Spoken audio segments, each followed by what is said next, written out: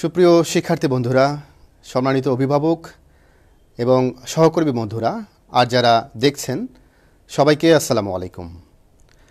আমি আজকে লাইভে এসেছি কাউসার হাওলাদার, সহকারী অধ্যাপক, vice principal, Cambrian school and college. শিক্ষার্থী বন্ধুরা, গত পর্বে আমরা জীববিজ্ঞান দ্বিতীয় পত্রের 10ম অধ্যায় থেকে সুনির্দিষ্টটি টপিক অর্থাৎ আমরা মানবদেহের রোগ প্রতিরোধ ব্যবস্থার প্রথম অংশটুকু নিয়ে আলোচনা করেছি। আজকে আমরা দ্বিতীয় অংশ নিয়ে আলোচনা করব। সুপ্রিয় শিক্ষার্থী বন্ধুরা, নিশ্চয়ই তোমরা হয়তো আমাকে শুনতে পাচ্ছ, তো যদি একটু সবাই কমেন্টস করে জানাও যে সব কিছু ওকে আছে কিনা, তাহলে হয়তো আমরা আমাদের আজকের বিস্তারিত আলোচনায় চলে যাব। তো আমি একটু চেক করে দেখে নেই যে আমাদের লাইভের সব কিছু ঠিক আছে কিনা।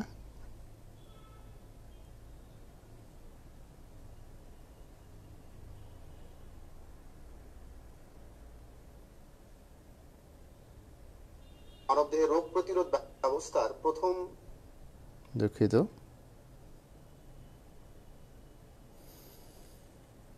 হ্যাঁ, আমাদের সাথে অনেকেই যোগ দিয়েছে ইতিমধ্যেই। একজন লিখেছে আসসালামু আলাইকুম। আসসালামু আলাইকুম স্যার। ওয়ালাইকুম আসসালাম। যারা সালাম দিচ্ছে সবাইকে ওয়ালাইকুম আসসালাম। আমরা আজকে আসলে খুব মজার কিছু বিষয় নিয়ে আলোচনা করব। আমি খুবই এক্সাইটেড এবং এই চ্যাপ্টারটি পড়াতে গিয়ে আমি আমার ক্লাসরুমে অনেক এক্সাইটেড ফিল করি, কারণ জীববিজ্ঞান, আমি বিলিভ করি যে জীববিজ্ঞান আমাদের জীবন নিয়ে যে বিজ্ঞান সেটাই জীববিজ্ঞান, এবং মূলত যে এটা জীবন সঙ্গীন প্রত্যেকটা ঘটনাকেই আসলে রিপ্রেজেন্ট করে জীববিজ্ঞানের মাধ্যমে। আর 10ম অধ্যায় যেটি বর্তমান সময়ের বর্তমান যে উদ্ভূত পরিস্থিতি, এই পরিস্থিতির সাথে অনেকটাই কিন্তু সামঞ্জস্যপূর্ণ, যে আসলে আমাদের বডিতে ডিফেন্স সিস্টেমটা কিভাবে কাজ করে। তো শিক্ষার্থী বন্ধুরা, সবাইকে স্বাগত জানাচ্ছি আমাদের আজকের ক্লাসে। সম্ভবত সব ঠিক আছে। হ্যাঁ, অনেকেই লিখছে স্যার ঠিক আছে। তো আমরা আমাদের মূল পাঠে, মূল আলোচনায় চলে যাই। সুপ্রিয় শিক্ষার্থী বন্ধুরা, আমরা এই মুহূর্তে যারা আমার সাথে জয়েন করলা তাদের উদ্দেশ্যে বলছি যে আমরা আজকে জীববিজ্ঞান দ্বিতীয় পত্রের একাদশ ও দ্বাদশ শ্রেণীর জীববিজ্ঞান দ্বিতীয় পত্রের 10ম অধ্যায়ের গত পর্বে আলোচনা করেছিলাম আমরা মানবদেহের রোগ প্রতিরোধ ব্যবস্থার ধারণা এবং ব্যাকটেরিয়া ধ্বংসে ত্বকের ভূমিকা, প্রতিরক্ষায় ত্বকের ভূমিকা এবং ব্যাকটেরিয়া ধ্বংসে আমাদের পরিপাক নালীয় অ্যাসিড এবং উৎসেচকের ভূমিকা, এই বিষয়গুলো নিয়ে আমাদের আলোচনা ছিল। এবং এই সংক্রান্ত তোমাদের বাড়ির কাজ ছিল, নিশ্চয়ই তোমরা বাড়ির কাজটি যথাযথভাবে করেছো, কারণ আমরা যাই করি, যতটুকু পড়াশোনা করি, যতটুকু জ্ঞান অর্জন করি, একটা সময় গিয়ে আমাদেরকে একটা পরীক্ষায় অংশগ্রহণ করতে হয়, এবং সেই পরীক্ষায় অংশগ্রহণ করার ফলে তুমি যদি নিজেকে সেখানে রিপ্রেজেন্ট করতে না পারো একজন ভালো শিক্ষার্থী হিসেবে, সেটা কিন্তু আসলে তোমারই ব্যর্থতা। তো বারবার যেটা বলি যে জীববিজ্ঞান আসলে এটা বুঝে পড়তে হয়, এখানে মুখস্থ করার মতো কিছুই নেই, তবে কিছু শব্দ আছে স্পেসিফিক যেগুলো মুখস্থ রাখতে হয়। আজকে আমার যে কন্টেন্ট এটা খুবই ভারী, এই জন্য আসলে আলাদা কথাবার্তা বলার সময় খুবই কম, একেবারেই পড়াশোনায় চলে যাই। পড়াশোনার মধ্য দিয়ে আসলে অনেকগুলো আলোচনা আসবে, তোমাদের অনেক প্রশ্ন থাকতে পারে এই সংক্রান্ত বিষয় নিয়ে, তোমরা দ্রুত প্রশ্ন করো। পাশাপাশি তোমরা তোমাদের এই ক্লাসটিকে, লাইভ ক্লাসটিকে শেয়ার করে দাও, যে যত খুশি পারো, যেখানে তোমাদের বন্ধুরা আছে সবাইকে এই ক্লাসটি দেখার সুযোগ করে দাও। সুপ্রিয় শিক্ষার্থী বন্ধুরা, আবারও আমার পরিচয়টা দিচ্ছি। আমি কাউসার হাওলাদার, সহকারী অধ্যাপক, ক্যামব্রিয়ান স্কুল অ্যান্ড কলেজ। আমাদের আজকের আলোচিত বিষয় হচ্ছে একাদশ ও দ্বাদশ শ্রেণীর জীববিজ্ঞান দ্বিতীয় পত্রের 10ম অধ্যায়ের পরবর্তী অংশ, অর্থাৎ মানবদেহের রোগ প্রতিরোধ ব্যবস্থার পরবর্তী অংশটুকু। তো আমরা এখানে একটা চিত্র দেখতে পাচ্ছি যে একটি রাজদুর্গ কিংবা একটি যুদ্ধক্ষেত্রে একটি দুর্গ, যেখান থেকে আমরা কতগুলো ডিফেন্স লেয়ার দেখতে পাচ্ছি। এখানে হলো একটা ফার্স্ট লেয়ার, এখানে হলো সেকেন্ড লেয়ার, এখানে দেখতে পাচ্ছি থার্ড লেয়ার। তো আমরা যেহেতু প্রথম ক্লাসটার মধ্যে, প্রথম আলোচনায়, পূর্ববর্তী ক্লাসে আলোচনা করেছিলাম যে ফার্স্ট লেয়ারটা কিভাবে এই ডিফেন্স সিস্টেমটা, আমাদের দেহের মধ্যে যে ডিফেন্স সিস্টেম আছে সেটাকে কিভাবে কাজ করে সে বিষয় নিয়ে আজকে আমরা সেকেন্ড এবং থার্ড লেয়ার, এবং কোনো জীবাণু যদি থার্ড লেয়ারকে ভেদ করে আমাদের দেহের অভ্যন্তরে আমাদের মূল ইমিউনো সিস্টেমটাকে ব্রেকডাউন করে ফেলে, তারপর কি হবে, সে সবগুলো বিষয় নিয়ে আমরা আজকে আলোচনা করব। তো আমরা সহজেই বুঝতে পারছি যে আমাদের আজকের আলোচিত বিষয় হচ্ছে মানবদেহের রোগ প্রতিরোধ ব্যবস্থার দ্বিতীয় এবং তৃতীয় অংশ বা তৃতীয় স্তর নিয়ে। তো এখানে আমরা দেখতে পাচ্ছি নিউট্রোফিল, যে কিছু কাজের সাথে রিলেটেড, এবং আমরা বাইরে থেকে যে ইনজেক্ট করে আমাদের দেহের ভেতরে টিকা প্রবেশ করায় সে বিষয়টা আমরা এখানে রিপ্রেজেন্ট করেছি। আমাদের 10ম অধ্যায়ের আলোচিত বিষয় কিভাবে আমরা সুরক্ষায় থাকি, আমাদের বডিতে কোন কোন সেলগুলো কোন ধরনের কোষীয় বাধা আমাদেরকে সুরক্ষায় রাখে সে বিষয় নিয়ে। সুপ্রিয় শিক্ষার্থী বন্ধুরা, আমাদের শিক্ষণফলটা আমরা দেখে নেই। এই পাঠ শেষে শিক্ষার্থীরা ব্যাকটেরিয়া ধ্বংসে ম্যাক্রোফেজ এবং নিউট্রোফিলসের ভূমিকা ব্যাখ্যা করতে পারবে এবং মানবদেহের সহজাত ও অর্জিত প্রতিরক্ষা ব্যবস্থা ব্যাখ্যা করতে পারবে। ইননেট এবং অ্যাকুরেট আমাদের ইমিউনো ডিফেন্স সিস্টেম, এটির কথা বলা হচ্ছে, এবং মানবদেহের প্রতিরক্ষায় অ্যান্টিবডি, ভ্যাকসিন বা টিকা এবং মেমোরি সেল বা স্মৃতিকোষের ভূমিকা ব্যাখ্যা করতে পারবে। তো আমাদের সাথে এই মুহূর্তে অনেকেই যোগ দিয়েছে, আমরা একটু দেখে নেই কে কে আছে আমাদের সাথে।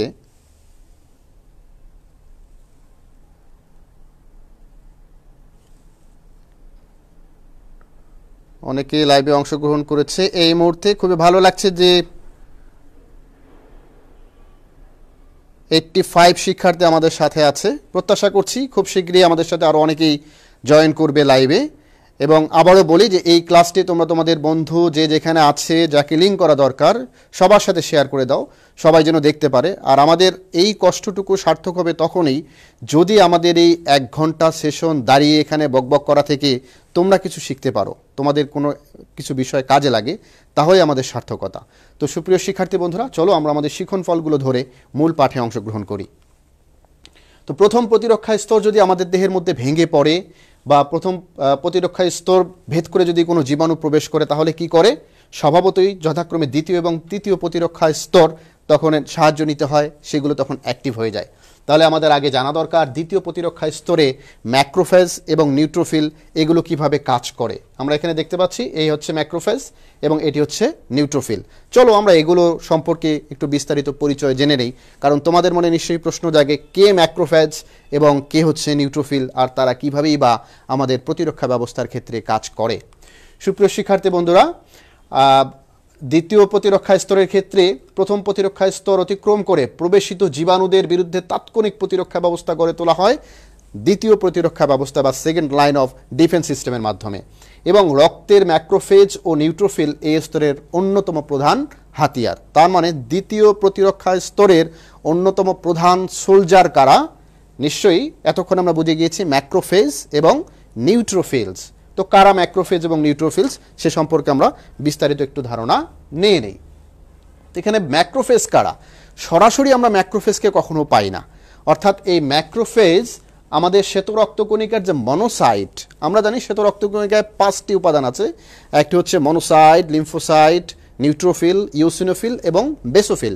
এই যে শ্বেত রক্তকণিকার 5 ধরনের উপাদান, তার মধ্যে যে মনোসাইট, এই মনোসাইটটা অদানাদার একটি উপাদান। এটা দেখতে অনেকটা অশ্বক্ষুরাকৃতির, কখনো এটা দেখতে এমিবার মতো। এই 2 ধরনের গঠন দেখতে পাওয়া যায় ম্যাক্রোফেজের। তো এই মনোসাইট কি করে?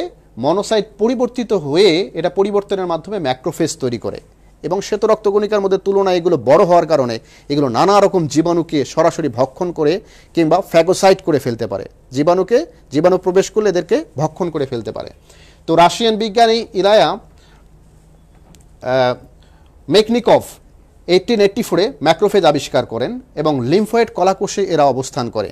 আমরা জানি শিক্ষার্থী বন্ধুরা, আমাদের দেহের মধ্যে লিম্ফয়েড সিস্টেম যেটা আছে এবং লিম্ফ নোড, এই লিম্ফয়েড সিস্টেমের প্রত্যেকটা লিম্ফ নোডের চারদিকে বাইরের দিকে এই কোষগুলো অবস্থান করে। শুধু তাই নয়, আমাদের দেহের যে অত্যাবশ্যকীয় অর্গানগুলো আছে এই অর্গানগুলোর মধ্যে যেমন ফুসফুস, প্লীহা, যকৃৎ, এইসব খুব অত্যাবশ্যকীয় অর্গানগুলোর মধ্যে এই ম্যাক্রোফেজ অবস্থান করে। আমরা এখানে একটি ম্যাক্রোফেজের চিত্র দেখতে পাচ্ছি যে কি করে বাইরে থেকে আগত যে প্যাথোজেন বা বহিরাগত যে জীবাণু আছে, সেই বহিরাগত জীবাণুগুলোকে সে সরাসরি আক্রমণ করে নিজের ভেতরে নিয়ে নেয় এবং এগুলোকে ভক্ষণ প্রক্রিয়ার মাধ্যমে এদেরকে ধ্বংস করে ফেলে। এই হচ্ছে ম্যাক্রোফেজের ক্রিয়াকলাপ জীবাণু ধ্বংসের ক্ষেত্রে।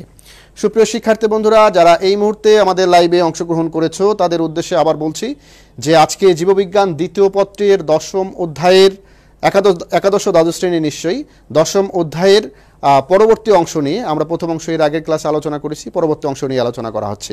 তোমরা সকলেই সাথে থাকো, কারণ এই চ্যাপ্টার সংক্রান্ত যে প্রশ্নগুলো পরীক্ষায় আসার উপযোগী এবং কিছু রিলেটেড সৃজনশীল প্রশ্ন, এগুলো নিয়েও আমরা এন্ড অফ দ্য চ্যাপ্টার আজকে আলোচনা করব। অতএব আজকের ক্লাসটা ভেরি ভেরি ভেরি ইম্পর্টেন্ট। সকলকে সাথে থাকার জন্য আমন্ত্রণ জানাচ্ছি। সুপ্রিয় শিক্ষার্থী বন্ধুরা, আমরা ম্যাক্রোফেজ সম্পর্কে আরেকটু তথ্য নিয়ে নিই যে এদের সাইটোপ্লাজমের মধ্যে এক ধরনের তরল বা লিকুইড উপাদান থাকে, তাদেরকে বলি আমরা লাইসোজোম। এই লাইসোজোম দিয়ে কি করে, জীবাণুকে যখন ভক্ষণ করে লাইসোজোমটা ব্লাস্ট করে দেয়, তখন লাইসোজোম রাসায়নিক উপাদানটা কি হয়, এই লাইসোজোমের রাসায়নিক উপাদানটা সেই জীবাণুকে ধ্বংস করে ফেলে। তো আমরা এখানে দেখতে পাচ্ছি যে মনোসাইট প্রতিটি ম্যাক্রোফেজ 100-র বেশি ব্যাকটেরিয়া ধ্বংস করতে পারে। সো এখানে বুঝতেই পারছো কি পরিমাণ ইম্পর্টেন্ট সে আমাদের জন্য। এবং এখানে দু ধরনের আমরা ম্যাক্রোফেজ দেখতে পাচ্ছি, একটি হচ্ছে বৃক্কাকার ম্যাক্রোফেজ, আর একটা হচ্ছে কি অশ্বক্ষুরাকার ম্যাক্রোফেজ। তো এই দুই ধরনের ম্যাক্রোফেজের অস্তিত্ব আমরা দেখতে পাই। তবে ম্যাক্রোফেজগুলো যকৃতের কাফ্ফার কোষ, লসিকা গ্রন্থি, রেটিকুলাস কোষ, এই সব জায়গার মধ্যে ম্যাক্রোফেজ হিসেবে এগুলো কাজ করতে পারে।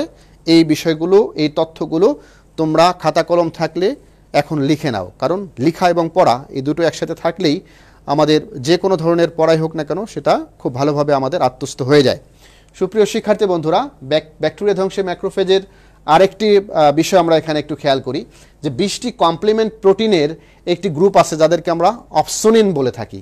অপসোনিনস অর্থাৎ 20টি কমপ্লিমেন্ট প্রোটিনের একটি গ্রুপ যারা বহিরাগত ব্যাকটেরিয়াকে ডিটেক্ট করতে পারে, শনাক্ত করতে পারে এবং ম্যাক্রোফেজকে সাহায্য করে, এদের বলা হচ্ছে কি অপসোনিনস। তাহলে এই অপসোনিনস দুভাবে কাজ করে। ম্যাক্রোফেজকে সাহায্য করার জন্য এই 20টি প্রোটিনের কমপ্লিমেন্ট এগুলো খুবই জরুরি, এরা ম্যাক্রোফেজকে সাহায্য করে। তবে এই অপসোনিন কীভাবে কাজ করে সেটা আমরা জেনে নিই। অপসোনিন সরাসরি কী করতে পারে, ব্যাকটেরিয়ার বডিকে ড্রিল করতে পারে, ছিদ্র করে ব্যাকটেরিয়াকে ধ্বংস করে। আরেকভাবে কাজ করে, সেটা হচ্ছে যে এরা ব্যাকটেরিয়ার দেহ প্রাচীরের মধ্যে অ্যাটাচমেন্টে যায়। অর্থাৎ একটা ব্যাকটেরিয়া প্রবেশ করলো, অপসোনিন, আবারও বলি অপসোনিন কি, অপসোনিন হচ্ছে 20টি কমপ্লিমেন্ট একটা প্রোটিনের একটা গ্রুপ, প্রোটিনাস একটা গ্রুপ, তাকে বলছি আমরা অপসোনিনস। তো অপসোনিনস সরাসরি ব্যাকটেরিয়াকে ড্রিল করে মেরে ফেলে।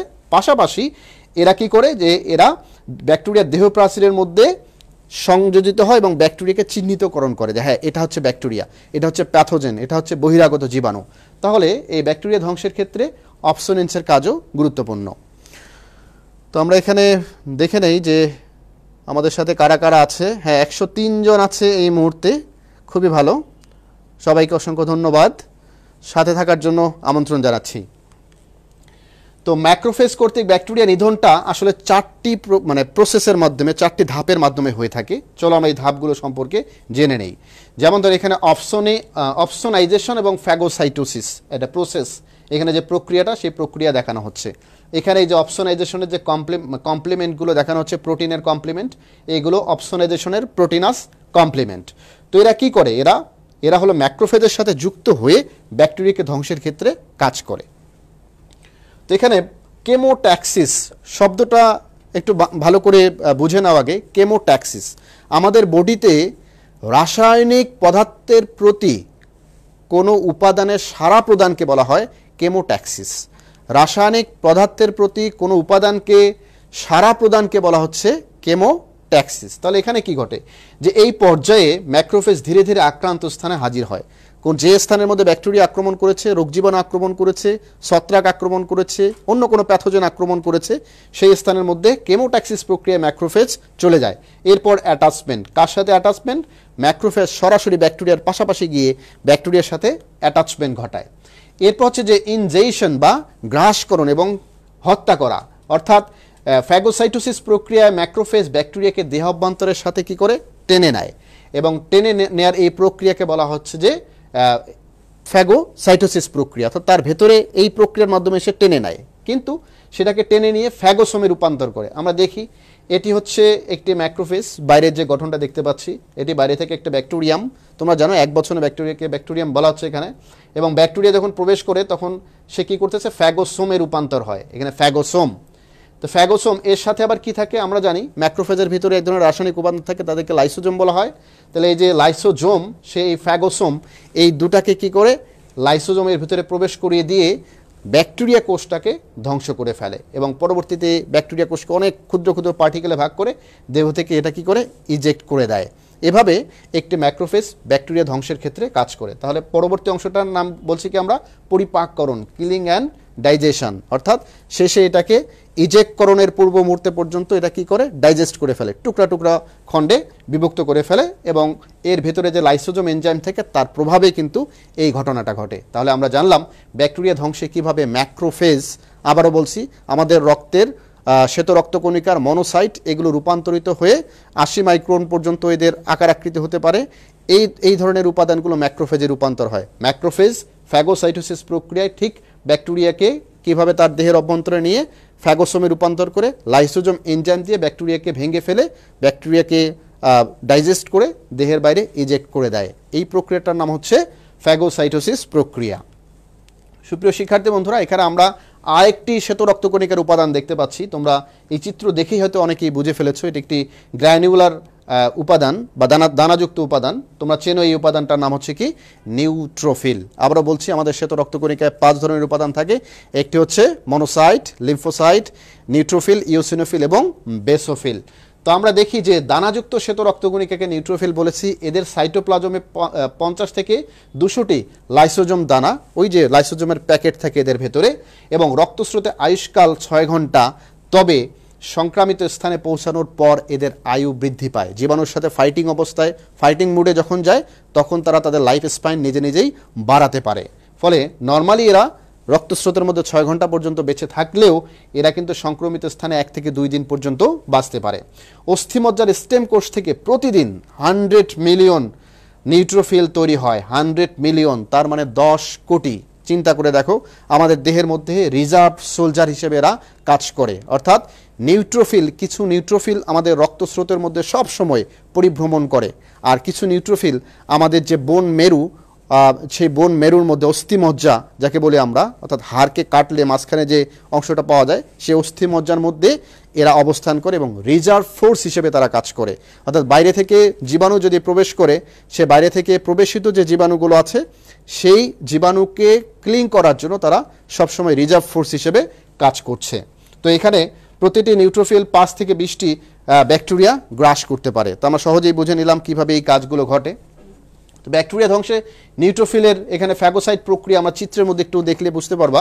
সুপ্রিয় শিক্ষার্থী বন্ধুরা, সে কী করে, যে আশেপাশে যে ব্যাকটেরিয়াগুলো আছে এগুলোকে কি করছে, এগুলোকে সে নিজের দেহের মধ্যে ইনজেকশন প্রক্রিয়ার মাধ্যমে সে নিজের দেহের মধ্যে নিয়ে নেয়। এবং একই রকম আমরা দেখেছিলাম ম্যাক্রোফেজ যেভাবে কাজ করে, নিউট্রোফিলের কাজটাও একই রকম, এবং এই প্রক্রিয়াকে বলেছি আমরা ফ্যাগোসাইটোসিস প্রক্রিয়া।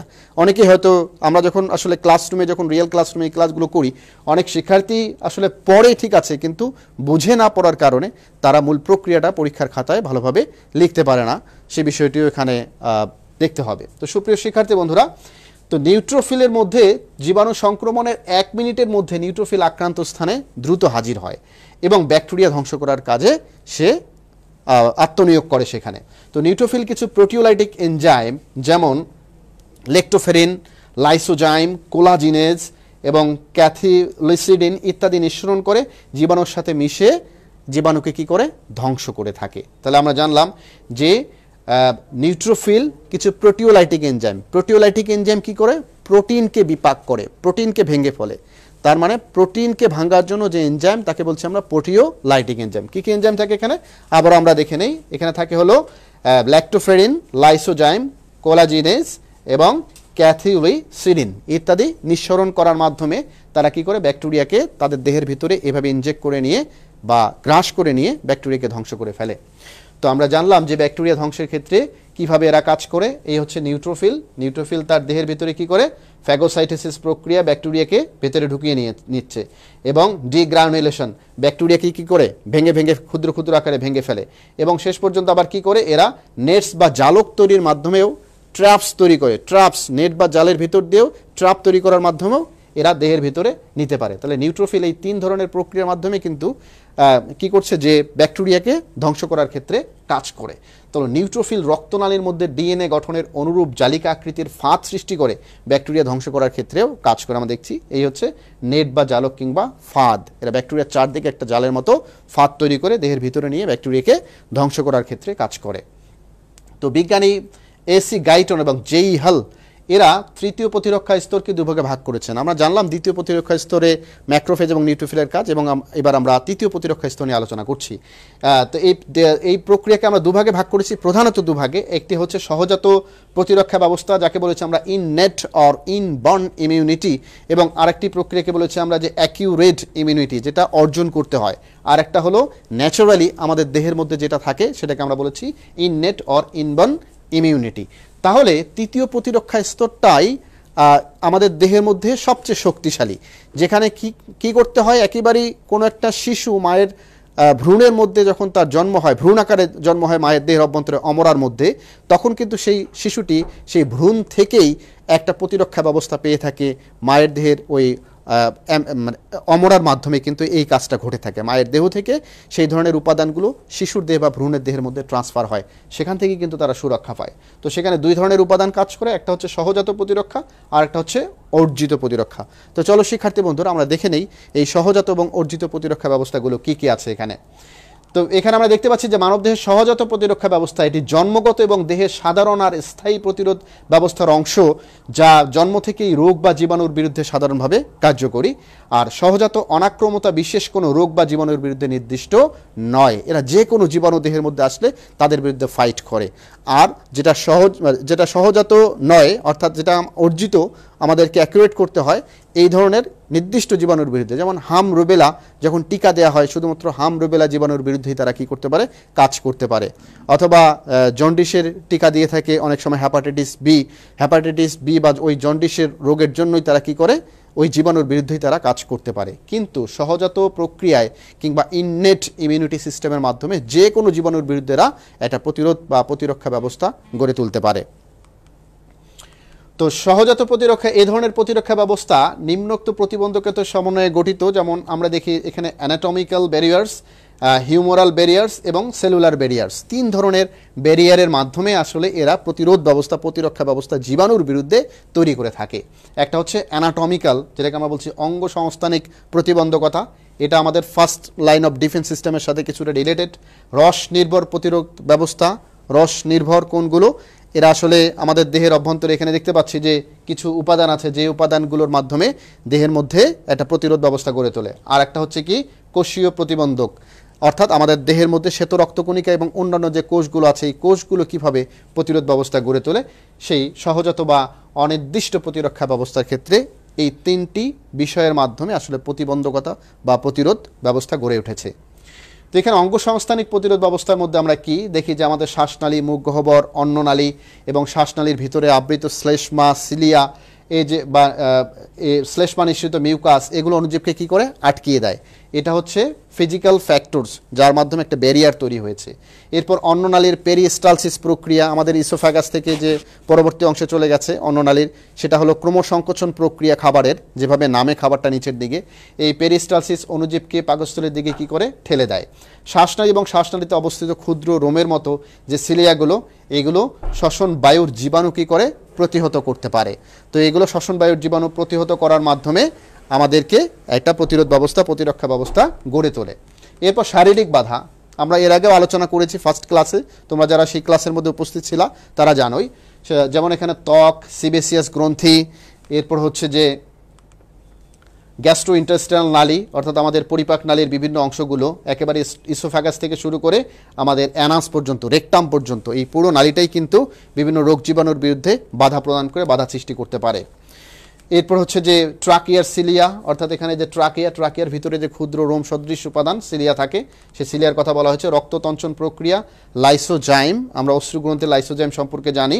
জনন অঙ্গ, আমাদের রেচন জনন অঙ্গের মধ্যে এক ধরনের ব্যাকটেরিয়া বাস করে, অণুজীব বাস করে, যেগুলো অন্য ব্যাকটেরিয়া বা অণুজীবের বিরুদ্ধে কাজ করতে পারে। এবং এখানে মাতৃদুগ্ধ, আমরা জানি কোলেস্ট্রাম, শাল দুধ বা সরাসরি মাতৃদুগ্ধ, এগুলোর মাধ্যমেও জীবাণুর বিরুদ্ধে একটা বিশেষ প্রতিরক্ষা ব্যবস্থা গড়ে তুলতে পারে। এবং পাশাপাশি হাইড্রোক্লোরিক অ্যাসিড, আমাদের পাকস্থলীর যে হাইড্রোক্লোরিক অ্যাসিড, সেই হাইড্রোক্লোরিক অ্যাসিডও আসলে আমাদের রোগ জীবাণুর বিরুদ্ধে কাজ করতে পারে, সেটা আমরা প্রথম পর্বে আলোচনা করেছি। শুধু আমরা জানলাম যে আমাদের থার্ড লাইন অফ ডিফেন্স সিস্টেমে শারীরিক বাধা, এই বাধার মাধ্যমে কিন্তু আসলে এই ঘটনাটা ঘটে থাকে। এরপর আমরা আলোচনা করি যে কোষীয় বাধাগুলো কি কি আছে এখানে, যেমন ফ্যাগোসাইট, একটু আগে আমরা আলোচনা করলাম ফ্যাগোসাইট, যেটা ফ্যাগোসাইটোসিস প্রক্রিয়ার মাধ্যমে যে ঘটনা ঘটায় ফ্যাগোসাইটোসিস প্রক্রিয়া। ফ্যাগোসাইটগুলো কোষীয় বাধা, মাস্ট কোষ, আমাদের দেহের বিভিন্ন টিস্যুর মধ্যে এই কোষগুলো অবস্থান করে, যাদেরকে আমরা মাস্ট কোষ বলেছি। এরা আসলে হ্যাপারিন নামে এক ধরনের রাসায়নিক উপাদান ক্ষরণ করতে পারে, যে হ্যাপারিন এবং প্লাজমা কোষ থেকে যে অ্যান্টিবডি আছে এগুলো নিয়ে জীবাণুর বিরুদ্ধে তারা কাজ করতে পারে।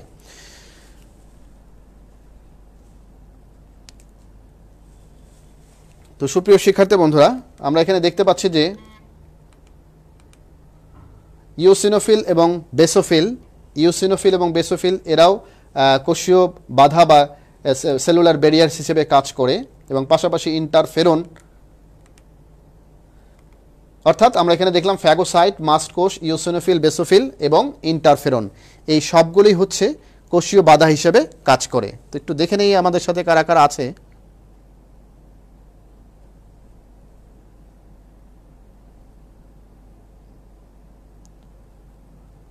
একটু ইন্টারনেটের ইন্টারাপশন ছিল। ওকে, থ্যাংক ইউ, এবার ঠিক আছে।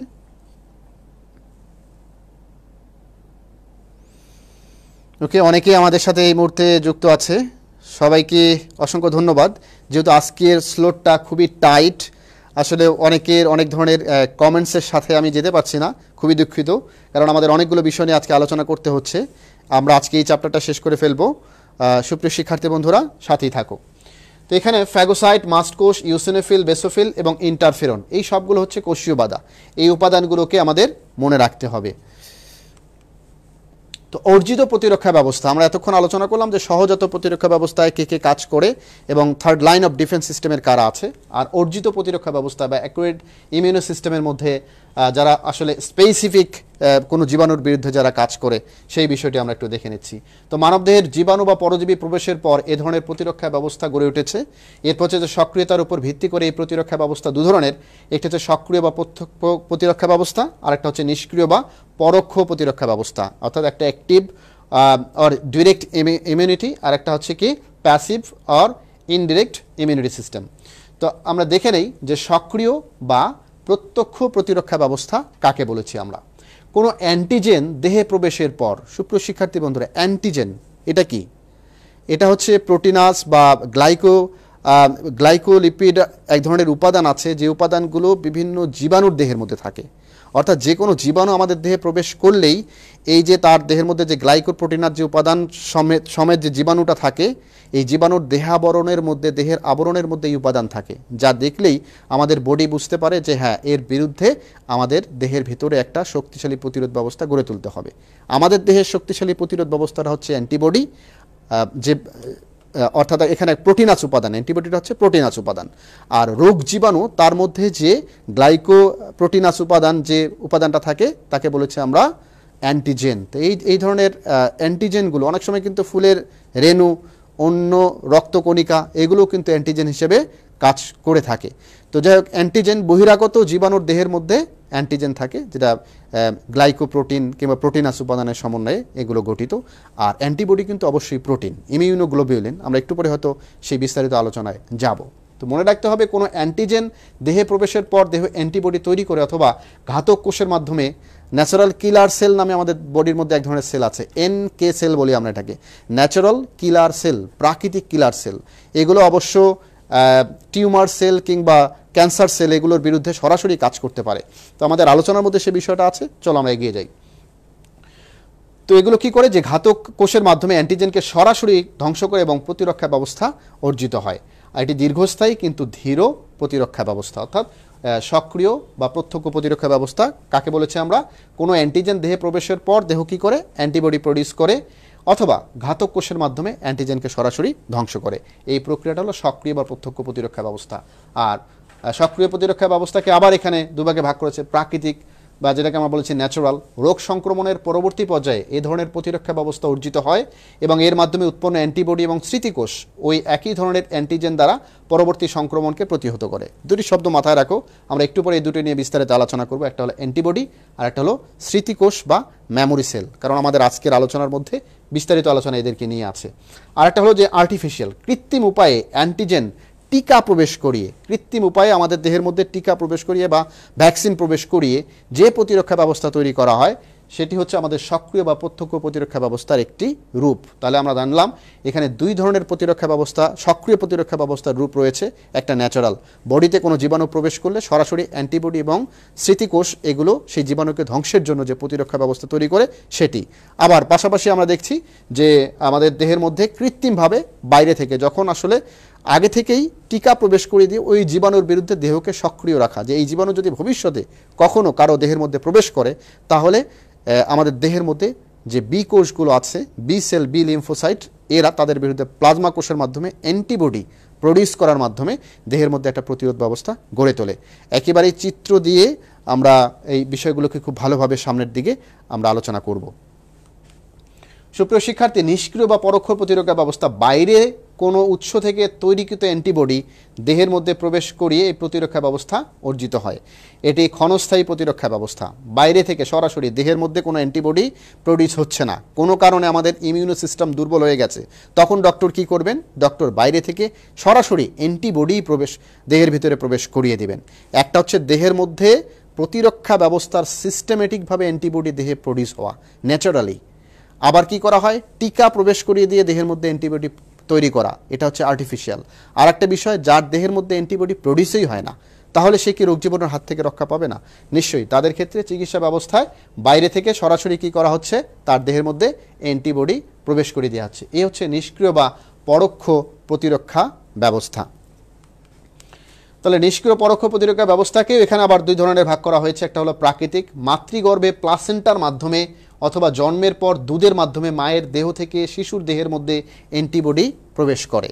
একেবারেই যে এটাকে ইনজেক্ট আকারে দিতে হবে এমন না, মাতৃগর্ভের অভ্যন্তরে অমরার মাধ্যমে কি করে, যে অমরার প্লাসেন্টার মাধ্যমে এটা সন্তানের দেহে প্রবেশ করে এবং কোলেস্ট্রাম, যাকে শাল দুধ বলা হয়, শাল দুধের মাধ্যমে কিন্তু এগুলো প্রবেশ করে, পরবর্তীতে মায়ের দুধের মাধ্যমেও এগুলো গ্র্যাজুয়ালি সন্তানের দেহের মধ্যে প্রবেশ করে। আর আর্টিফিশিয়াল কোনটা? অন্য প্রাণীর দেহে তৈরিকৃত অ্যান্টিবডি রোগের চিকিৎসা ইনজেকশনের মাধ্যমে মানব দেহে প্রবেশ করানো। ওই যে একটু আগে বললাম যে মানুষের দেহের মধ্যে অ্যান্টিবডি ওই প্রোডাকশন হওয়ার ক্ষমতা অনেক কম, দুর্বল, তাদের ক্ষেত্রে বাইরে অন্য কোনো আমাদের যে পরীক্ষিত যে বিভিন্ন ধরনের প্রাণী আছে তাদের দেহের মধ্যে অ্যান্টিবডিটা তৈরি করা হয়, তারপরে অ্যান্টিবডি দেওয়া হয়। যেরকম তোমরা ইনসুলিনের নাম শুনে থাকবে। ইনসুলিন কি করা হয়? বাইরে থেকে এটা আমাদের দেহের মধ্যে যদি ইনসুলিন উৎপাদন ক্ষমতা কমে যায়, ইনসুলিন পুশ করা হয় যেরকম করে ইনজেক্ট করে, একই ধরনের প্রসেসের মাধ্যমে অ্যান্টিবডিও আসলে তৈরি করা হয়ে থাকে। তো যাই হোক, আমাদের অলরেডি আধা ঘন্টা সময় চলে গেছে। আবারও বলছি যে আজকের আমাদের যে কন্টেন্টটা এটা খুব টাইট, একটু লার্জ কন্টেন্ট। তো আবারও বলছি, সবাইকে সাথে থাকার জন্য আমন্ত্রণ জানাচ্ছি। অনেক গুরুত্বপূর্ণ আলোচনা আছে। এগুলো শুধুমাত্র যে পড়াশোনার জন্যই পড়তে হয় এমনটা নয়, এগুলো আমাদের জীবন সঙ্গীন বিষয়। প্রত্যেকটা বিষয়কে আমাদের জেনে রাখাটাও জরুরি। সুপ্রিয় শিক্ষার্থী বন্ধুরা, অর্জিত প্রতিরক্ষা ব্যবস্থা বা নির্দিষ্ট প্রতিরক্ষা ব্যবস্থা, তো নিয়ন্ত্রিত মাধ্যমের উপর ভিত্তি করে এই প্রতিরক্ষা ব্যবস্থা দু ধরনের। একটি হচ্ছে অ্যান্টিবডি নিয়ন্ত্রিত বা রস নির্ভর প্রতিরক্ষা, আর একটা হচ্ছে কোষ নিয়ন্ত্রিত প্রতিরক্ষা। আমরা একটু আগে অবশ্যই বিষয়গুলোর কিছুটা আলোচনা করেছিলাম। তো অ্যান্টিবডি নিয়ন্ত্রিত বা রস নির্ভর প্রতিরক্ষা ব্যবস্থা কোনটা? এখানে এ ধরনের প্রতিরক্ষা ব্যবস্থায় রক্তের বি লিম্ফোসাইট, তোমাদের নিশ্চয়ই মনে আছে লিম্ফোসাইটকে আমরা দুভাগে ভাগ করেছি। শ্বেত রক্তকণিকার লিম্ফোসাইটকে আমরা দুভাগে ভাগ করেছি, একটি হচ্ছে টি লিম্ফোসাইট আর একটি বি লিম্ফোসাইট। গত ক্লাসে আমি বলেছিলাম যে এগুলোকে সহজে মনে রাখার জন্য আমি বলেছিলাম টালটু সেল অ্যান্ড বল্টু সেল। এগুলো রূপক অর্থে, পরীক্ষার খাতায় আবার লিখতে যেও না, তাহলে সর্বনাশ হয়ে যাবে। হ্যাঁ, তো সুপ্রিয় শিক্ষার্থী, এই যে রক্তের বি লিম্ফোসাইট অনুপ্রবেশকারী অ্যান্টিজেন বা জীবাণুর বিরুদ্ধে অ্যান্টিবডি তৈরি করে এদের ধ্বংস করে। অ্যান্টিবডি নিয়ন্ত্রিত বা রস নির্ভর প্রতিরক্ষা ব্যবস্থা নিয়ে আমরা আলোচনা করছি। এরপর হচ্ছে যে এ ধরনের প্রতিরক্ষায় ব্যাকটেরিয়া, ভাইরাস, টক্সিন এবং অন্যান্য বিজাতীয় প্রোটিনের প্রতি বেশি সক্রিয়। অর্থাৎ এই যে ধরনের উপাদানগুলো বা প্যাথোজেনগুলোর কথা বলা হলো, এগুলোর প্রতি এগুলো অনেক বেশি সক্রিয়। এখানে দু ধরনের বি সেল দেখানো হচ্ছে। একটা হচ্ছে এখানে বোঝানো হচ্ছে যে নাইভ বি সেল, অনভিজ্ঞ। অর্থাৎ এখানে বি সেল বলতে আমরা আমাদের দেহের অভ্যন্তরে এই লিম্ফোসাইট কোষ থেকে যে বি লিম্ফোসাইট কোষ, এটাকে আমরা বি কোষও বলে থাকি। এই বি কোষটাকে আমরা অনেক সময় মেমোরি কোষও বলি। কেন মেমোরি কোষ বলি বিস্তারিত আলোচনা সামনে আমি করব, শুধু একটু এখানে বলে রাখি মেমোরি কোষ কেন ও রোগ জীবাণু সম্পর্কে যদি আগে থেকে দেহের মধ্যে কোনো জীবাণুর বিরুদ্ধে আইডেন্টিফাই করে ফেলে এই জীবাণুটা এই ধরনের কাজ করে, ভবিষ্যতে ওই জীবাণু যদি এই দেহের মধ্যে বারবার প্রবেশ করে তাহলে আগে থেকেই তাকে বলে হ্যাঁ আমি তো তোমাকে চিনি, তাহলে তোমার বিরুদ্ধে আমার একটা কি শক্তিশালী প্রতিরোধ ব্যবস্থা গড়ে তুলতে হবে। তো এই জন্য আমরা এটাকে বলেছি হলো মেমোরি সেল, এই বি কোষকে মেমোরি সেল বলেছি। তবে সব বি কোষই যে আমাদের মেমোরির মতো কাজ করে এমন না, কিছু কিছু বি কোষ আছে যেগুলো অনভিজ্ঞ, মানে তার আগে থেকে কোনো এরকম সেন্স নেই, জীবাণুর বিরুদ্ধে তার কোনো সেন্স নেই। আর কিছু বি কোষ থাকে যারা জীবাণুকে চিনতে পারে, জীবাণুকে আইডেন্টিফাই করতে পারে। তো আমরা এখানে লিম্ফোসাইটের বি সেলকেই আমরা বলেছি মেমোরি বি কোষ। তো কোষ নিয়ন্ত্রিত বা কোষ নিয়ন্ত্রিত প্রতিরক্ষা, আমরা কোষ নিয়ন্ত্রিত প্রতিরক্ষা কাকে বলছি? এ ধরনের প্রতিরক্ষা ব্যবস্থায় রক্তের টি লিম্ফোসাইট অনুপ্রবেশকারী অ্যান্টিজেন বা জীবাণুর বিরুদ্ধে বিশেষ রাসায়নিক পদার্থ তৈরি করে সরাসরি সংক্রমণকারী ভাইরাসকে, এমনকি ভাইরাস আক্রান্ত পোষক কোষকেও ধ্বংস করে ফেলে। আমরা একটু আগে জানলাম যে বি কোষ সেটা কি করলো, সে অ্যান্টিবডি প্রডিউস করে। বি কোষ প্লাজমা কোষ তৈরির মাধ্যমে অ্যান্টিবডি প্রডিউস করে। আর এখানে জানলাম টি লিম্ফোসাইট সে কি করে, অনুপ্রবেশকারী জীবাণু বা অ্যান্টিজেনের বিরুদ্ধে বিশেষ রাসায়নিক পদার্থ এইগুলো তৈরি করে সরাসরি সংক্রমণকারী ভাইরাস কিংবা ভাইরাস যে পোষক কোষের মধ্যে আক্রমণ করে কোষটাকেই ধ্বংস করে দিয়ে ভাইরাস সহ সেটাকে ধ্বংস করে ফেলে। এই ধরনের প্রতিরক্ষা ব্যাকটেরিয়া বা ভাইরাস আক্রান্ত পোষক কোষ বহুকোষী পরজীবী, ছত্রাক এবং ক্যান্সার কোষের উপর ক্রিয়াশীল অবস্থায় থাকতে দেখা যায়। তো অর্জিত প্রতিরক্ষা ব্যবস্থা বা নির্দিষ্ট প্রতিরক্ষা ব্যবস্থা আমরা এখন আলোচনা করব। অর্জিত বা নির্দিষ্ট প্রতিরক্ষা ব্যবস্থায় কোষ নিয়ন্ত্রিত প্রতিরক্ষা ব্যবস্থায় অংশগ্রহণকারী টি লিম্ফোসাইট কোষ 3 ধরনের হয়ে থাকে। কি কি 3 ধরনের হয় আমরা একটু দেখে নেই। একটু আগে যে আমরা আলোচনা করলাম যে রস নির্ভর প্রতিরক্ষা ব্যবস্থার ক্ষেত্রে, কেমিক্যাল রেসপন্সের ক্ষেত্রে টি লিম্ফোসাইট কি ভূমিকা পালন করে। বি লিম্ফোসাইট অ্যান্টিবডি প্রডিউস করে, টি লিম্ফোসাইট রাসায়নিক উপাদানের মাধ্যমে ভাইরাস কিংবা ভাইরাস সমেত যে পোষক কোষটি থাকে সেটাকে ধ্বংস করে। তো কোষ নিয়ন্ত্রিত এই টি লিম্ফোসাইট, কত ধরনের টি লিম্ফোসাইট কোষ পাওয়া যায়? 3 ধরনের। একটি হচ্ছে যে সাইটোটক্সিক বা কিলার টি সেল, অথবা অনেকে এটাকে বলে টিসি সেল। আমরা চিত্রে দেখতে পেলাম যে এগুলো টার্গেট কোষ এবং সাইটোটক্সিক সেল। টার্গেট কোষ একটি কোষকে টার্গেট করে এবং সেই কোষটাকে সরাসরি রাসায়নিক উপাদান ক্ষরণ করে সেটাকে ধ্বংস করে ফেলে। এরপর হচ্ছে হেল্পার টি সেল বা টিএইচ সেল। এরপর হচ্ছে সুপ্রেসর টি সেল। তাহলে আমরা জানলাম যে টি লিম্ফোসাইট, এখানে 3 ধরনের টি লিম্ফোসাইটকে নির্দেশ করা হয়েছে। একটি হচ্ছে কিলার টি সেল, একটি হচ্ছে হেল্পার টি সেল, আর একটি হচ্ছে সুপ্রেসর টি সেল। এই 3 ধরনের টি লিম্ফোসাইট সেলগুলো রাসায়নিক প্রতিবন্ধকতা তৈরি করার মাধ্যমে তারা দেহের মধ্যে একটি ডিফেন্স সিস্টেম তৈরি করে এবং সেটা অর্জিত প্রতিরক্ষা ব্যবস্থা বা নির্দিষ্ট প্রতিরক্ষা ব্যবস্থার অংশ হিসেবে কাজ করে। আমরা এখানে বিস্তারিত আলোচনা দেখতে পাচ্ছি। এই অংশটি আমরা দেখি যে এ ধরনের কোষ জীবাণু আক্রান্ত দেহকোষ, টিউমার ও ক্যান্সার কোষকে ধ্বংস করে। কিভাবে? এটি হচ্ছে কিলার সেল। একটু আগে যে আমরা টি কিলার সেলকে আলোচনায় নিয়ে আসলাম সেটি হচ্ছে কিলার সেল। এটি হচ্ছে ইনফেক্টেড উইথ এ ভাইরাস, একটা কোষ, দেহের একটা স্বাভাবিক কোষ যেটা কি হয়েছে, ভাইরাস দ্বারা আক্রান্ত হয়েছে। তাহলে কিলার সেলটা কি করছে? কিলার টি সেলটা তার দেহের মধ্যে রাসায়নিক উপাদান থাকে। এখানে দেখা যাচ্ছে যে টার্গেট ওরিয়েন্টেড গ্র্যানিউলস, তার মানে টার্গেট ওরিয়েন্টেড, যে ভাইরাসকে যে গ্র্যানিউলস দিয়ে ধ্বংস করা যায় এই জন্য বলা হচ্ছে টার্গেট ওরিয়েন্টেড গ্র্যানিউলস। সে কী করে? এই গ্র্যানিউলটা, এই যে এখানে আমরা ডট ডট দেখতে পাচ্ছি, এই গ্র্যানিউলটা এগুলোর মাধ্যমে ওই কোষের মধ্যে প্রবেশ করিয়ে দেয় যে কোষটার মধ্যে ভাইরাস আক্রমণ করেছে।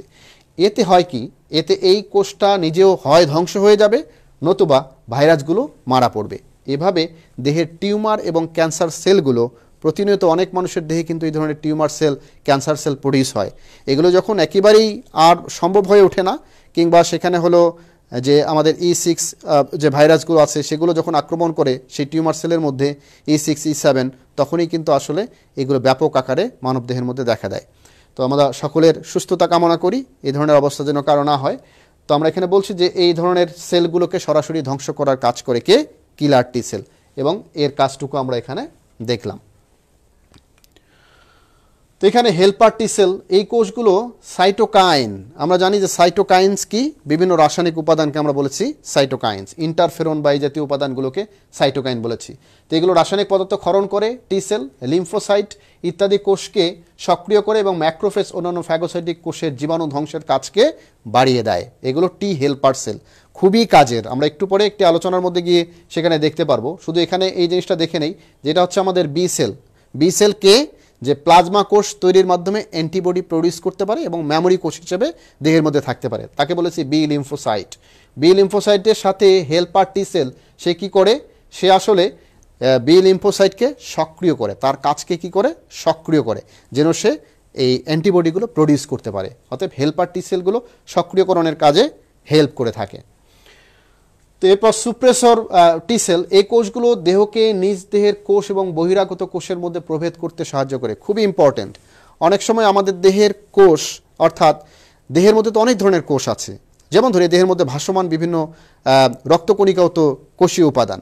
তাহলে দেহের অন্যান্য কোষগুলোকে আমাদের দেহের ডিফেন্স সিস্টেম কেন ধ্বংস করতে পারে না?